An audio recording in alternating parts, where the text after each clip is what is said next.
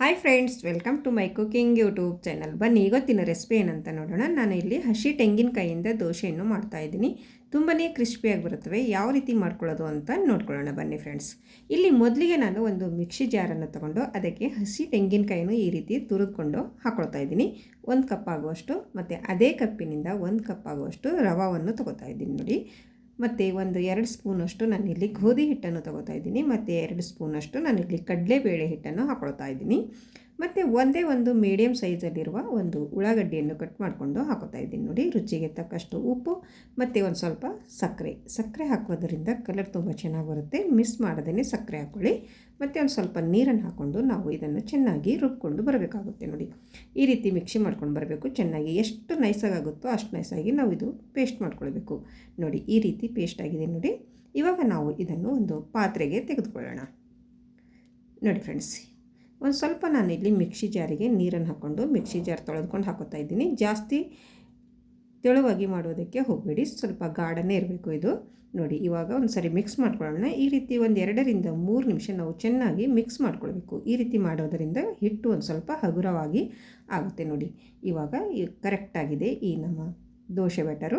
ಇವಾಗ ಇದು ಡಕ್ಕನವನ್ನು ಮುಚ್ಚಿ ಒಂದು 10 ರಿಂದ 15 ನಿಮಿಷ ನಾವು ಇದು ನೆನೆಯೋದಕ್ಕೆ ಬಿಟ್ಬಿಡಬೇಕು ನೋಡಿ ಫ್ರೆಂಡ್ಸ್. ಇವಾಗ ಒಂದು 15 ನಿಮಿಷ ಆಗಿದೆ. ನಾನು ತೆಗೆದು ತೋರಿಸ್ತಾ ಇದ್ದೀನಿ ಯಾವ ರೀತಿಯಾಗಿದೆ ಅಂತ ನೋಡ್ಕೊಳ್ಳಿ ನೋಡಿ. ಇವಾಗ ಇದಕ್ಕೆ ಒಂದು ಸ್ವಲ್ಪ ಸ್ವಲ್ಪ ಅಡುಗೆ ಸೋಡಾವನ್ನು ಹಾಕ್ಕೊಳ್ತಾ ಇದ್ದೀನಿ. ಇನ್ಸ್ಟೆಂಟಾಗಿ ಮಾಡೋದರಿಂದ ಒಂದು ಸ್ವಲ್ಪ ಅಡುಗೆ ಸೋಡಾ ಹಾಕ್ಕೊಳ್ಳಿ. ಕ್ರಿಸ್ಪಿಯಾಗಿ ಬರುತ್ತವೆ ತುಂಬ ನಮ್ಮ ದೋಸೆ. ನೋಡಿದ್ರೆ ಈ ರೀತಿ ನಾವು ಚೆನ್ನಾಗಿ ಮಿಕ್ಸ್ ಮಾಡಿಕೊಂಡು ಇಟ್ಕೊಳ್ಬೇಕು. ಇವಾಗಿದು ರೆಡಿ ಆಯಿತು. ಇಲ್ಲಿ ಇಷ್ಟೋ ಮೇಲೆ ಒಂದು ದೋಸೆ ಹಂಚನ್ನು ಇಟ್ಕೊಂಡು ಚೆನ್ನಾಗಿ ಕಾಯಿದ ನಂತರ ಅದಕ್ಕೆ ಒಂದು ಸ್ವಲ್ಪ ನೀರನ್ನು ಚಿಂಪಡಿಸಿ ಒಂದು ಕಾಟನ್ ಬಟ್ಟೆಯಿಂದ ಒರೆಸ್ಕೊಂಡು ನಾವು ಇವಾಗ ದೋಸೆಯನ್ನು ಹಾಕ್ಕೊಳ್ಬೇಕು ನೋಡಿ ಫ್ರೆಂಡ್ಸ್. ನಿಮಗೆ ಯಾವ ಸೈಜಲ್ಲಿ ಬೇಕೋ ಆ ಸೈಜಲ್ಲಿ ದೋಸೆ ಹಾಕ್ಕೊಳ್ಳಿ. ನಾನು ಕೂಡ ಈ ರೀತಿ ಹಾಕೋತಾ ಇದ್ದೀನಿ. ಮೀಡಿಯಮ್ ಫ್ಲೇಮಲ್ಲಿ ಗ್ಯಾಸನ್ನು ಇಟ್ಕೊಂಡು ನಾವು ಇದನ್ನು ಬೇಯಿಸ್ಕೊಳ್ಬೇಕಾಗುತ್ತೆ. ಮೇಲ್ಗಡೆ ಒಂದು ಸ್ವಲ್ಪ ಬೆಂದ ನಂತರ ನಾನು ಒಂದು ಸ್ವಲ್ಪ ಎಣ್ಣೆನ ಹಚ್ಕೊತಾ ಇದ್ದೀನಿ ನೋಡಿ. ಈ ಕಲರ್ ಬರುವವರೆಗೂ ನಾವು ಹಂಚನ್ನು ಆ ಸೈಡ್ ಈ ಸೈಡ್ ತಿರುಗಿಸ್ಕೊಂಡು ಬೇಯಿಸ್ಕೊಳ್ಬೇಕು ನೋಡಿ. ಎಷ್ಟು ಚೆನ್ನಾಗಿ ಬಂತು ಅಂತ ನೋಡ್ಕೊಳ್ಳಿ. ತುಂಬಾ ಕ್ರಿಸ್ಪಿಯಾಗಿರುವ ನಮ್ಮ ಈ ಹಸಿ ತೆಂಗಿನಕಾಯಿ ದೋಸೆ ರೆಡಿ ಆಯಿತು ನೋಡಿ. ಹಂಚಿ ಏನು ಅಂಟ್ಕೊಳ್ತಾ ಇಲ್ಲ, ಏನಿಲ್ಲ, ಎಷ್ಟು ಚೆನ್ನಾಗಿ ಬಂದಿದೆ ಅಂತ ನೋಡ್ಕೊಳ್ಬೋದು. ತುಂಬಾ ಕ್ರಿಸ್ಪಿಯಾಗಿರುತ್ತೆ. ಮತ್ತು ಇನ್ನೊಂದು ದೋಸೆ ಕೂಡ ನಾನಿಲ್ಲಿ ಹಾಕಿ ತೋರಿಸ್ತಾ ಇದ್ದೀನಿ ನೋಡಿ. ಅದೇ ರೀತಿ ಪ್ರತಿಯೊಂದು ದೋಸೆ ಹಾಕುವಾಗ ನಾವು ಮೊದಲು ನೀರು ಚಿಂಪಡಿಸಿ ಕಾಟನ್ ಬಟ್ಟೆಯಿಂದ ಒರೆಸ್ಕೊಂಡು ನಾವು ದೋಸೆ ಹಾಕ್ಕೊಳ್ಬೇಕು. ಇದಕ್ಕೂ ಕೂಡ ನಾನು ಒಂದು ಸ್ವಲ್ಪ ಇಲ್ಲಿ ಎಣ್ಣೆ ಹಚ್ಕೊತಾ ಇದ್ದೀನಿ. ಎಣ್ಣೆ ಇಷ್ಟ ಇದ್ದರೆ ಎಣ್ಣೆ ಹಚ್ಕೊಳ್ಳಿ, ಇಲ್ಲಾಂದರೆ ತುಪ್ಪ ಬಟರ್ ನೀವು ಯಾವುದು ಯೂಸ್ ಮಾಡ್ಕೊಳ್ಬೋದು.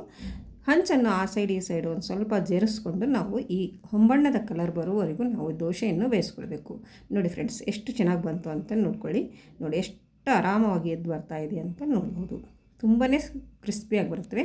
ನೀವು ಕ್ರಿಸ್ಪಿ ಇಷ್ಟ ಇಲ್ಲ ಅನ್ನೋರು ನೀವು ಸಾಫ್ಟಾಗಿ ಕೂಡ ನಾವು ಈ ದೋಸೆ ಹಾಕ್ಕೊಳ್ಬೋದು ನೋಡಿ ಫ್ರೆಂಡ್ಸ್. ಇಲ್ಲಿ ನಾನು ಒಂದು ದೋಸೆ ಸಾಫ್ಟಾಗಿ ಹಾಕಿ ತೋರಿಸ್ತಾ ಇದ್ದೀನಿ ನೋಡಿ. ಈ ರೀತಿ ಒಂದು ಸ್ವಲ್ಪ ದಪ್ಪವಾಗಿ ಹಾಕ್ಕೊಂಡು ನಾವು ಈ ಮೀಡಿಯಮ್ ಫ್ಲೇಮ್ ಇಟ್ಕೊಂಡು ಇದನ್ನು ಕೂಡ ನಾವು ಬೇಯಿಸ್ಕೊಳ್ಬೇಕು ನೋಡಿ. ಎಷ್ಟು ಚೆನ್ನಾಗಿ ಬರ್ತಾ ಇದೆ ಅಂತ ನೋಡ್ಕೊಳ್ಳಿ.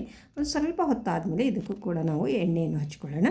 ನೀವು ಫಸ್ಟ್ ಟೈಮ್ ಮಾಡ್ತಾ ಇದ್ದೀರಾ ಅಂದ್ರೂ ಕೂಡ ನೀವು ಆರಾಮವಾಗಿ ಈ ದೋಸೆ ಮಾಡ್ಕೊಳ್ಬೋದು ನೋಡಿ. ಹಸಿ ತೆಂಗಿನಕಾಯಿ ದೋಸೆ ಈ ರೀತಿ ಕೂಡ ಮಾಡ್ಕೊಳ್ಳೋದು. ಬಾಯಲ್ಲಿಟ್ಟರೆ ಬೆಣ್ಣೆ ಥರ ಕರಗೋಗುತ್ತೆ. ತುಂಬಾ ಸಾಫ್ಟಾಗಿರುತ್ತೆ ಈ ರೀತಿ ಮಾಡಿಕೊಂಡ್ರೆ ನೋಡಿ. ನಮ್ಮ ಈ ಸಾಫ್ಟಾದ ದೋಸೆ ಕೂಡ ರೆಡಿ ಆಯಿತು. ಮತ್ತು ನಾನು ಇಲ್ಲಿ ಕ್ರಿಸ್ಪಿಯಾಗಿರುವ ದೋಸೆ ಮತ್ತು ಸಾಫ್ಟ್ ಆಗಿರುವ ದೋಸೆ ಎರಡೂ ರೀತಿಯ ದೋಸೆಗಳನ್ನು ಮಾಡಿ ತೋರಿಸಿದ್ದೀನಿ ನೋಡಿ ಫ್ರೆಂಡ್ಸ್. ಎಷ್ಟು ಚೆನ್ನಾಗಿ ಬಂದಿದೆ. ನಾವು ಸಕ್ಕರೆ ಹಾಕಿರೋದ್ರಿಂದ ಕಲರ್ ಕೂಡ ತುಂಬ ಚೆನ್ನಾಗಿ ಬರುತ್ತೆ. ಮಿಸ್ ಮಾಡೋದೇ ಸಕ್ಕರೆ ಹಾಕ್ಕೊಂಡು ನೀವು ಒಂದು ಸರಿ ಈ ರೀತಿ ದೋಸೆ ಮಾಡ್ಕೊಂಡು ನೋಡಿ ಯಾವ ರೀತಿ ಬಂತು ಅಂತ ಕಮೆಂಟಲ್ಲಿ ತಿಳಿಸಿ ಫ್ರೆಂಡ್ಸ್. ನೋಡಿದ್ರೆ ಎಷ್ಟು ಚೆನ್ನಾಗಿ ಬಂದಿದೆ ನೋಡಿ. ಎಷ್ಟು ಕ್ರಿಸ್ಪಿಯಾಗಿ ಬಂದಿದೆ ನೋಡಿ. ನೋಡಿದ್ರೆ ಎಷ್ಟೊಂದು ಚೆನ್ನಾಗಿ ಬಂದಿದೆ. ಇಲ್ಲಿ ನಾನು ಒಂದು ಸಾಫ್ಟಾಗಿರುವ ದೋಸೆ ಕೂಡ ತೋರಿಸ್ತೀನಿ. ಯಾವ ರೀತಿ ಜಾಲಿ ಥರ ಬಂದಿದೆ ನೋಡಿ. ನಮ್ಮ ದೋಸೆ ಎಷ್ಟು ಚೆನ್ನಾಗಿ ಬಂದಿದೆ ನೋಡಿದ್ರೆ ಗೊತ್ತಾಗ್ತಾ ಇದೆ. ಸೂಪರಾಗಿರುವ ನಮ್ಮ ಎರಡೂ ರೀತಿಯೇ ಕೊಕೊನಟ್ ದೋಸೆ ಅಂತೂ ರೆಡಿ ಆಯಿತು ನೋಡಿ. ಐ ಹೋಪ್ ಇವತ್ತಿನ ವಿಡಿಯೋ ಇಷ್ಟ ಆಗಿದೆ ಅಂತ ಅನ್ಕೋತೀನಿ. ಇಷ್ಟ ಆದರೆ ಒಂದು ಲೈಕ್ ಮಾಡಿ, ಶೇರ್ ಮಾಡಿ ಮತ್ತು ಕಮೆಂಟ್ ಮಾಡಿ ತಿಳಿಸಿ. ಮತ್ತೆ ಸಿಗೋಣ ಹೊಸ ರೆಸಿಪಿಯೊಂದಿಗೆ. ಓಕೆ.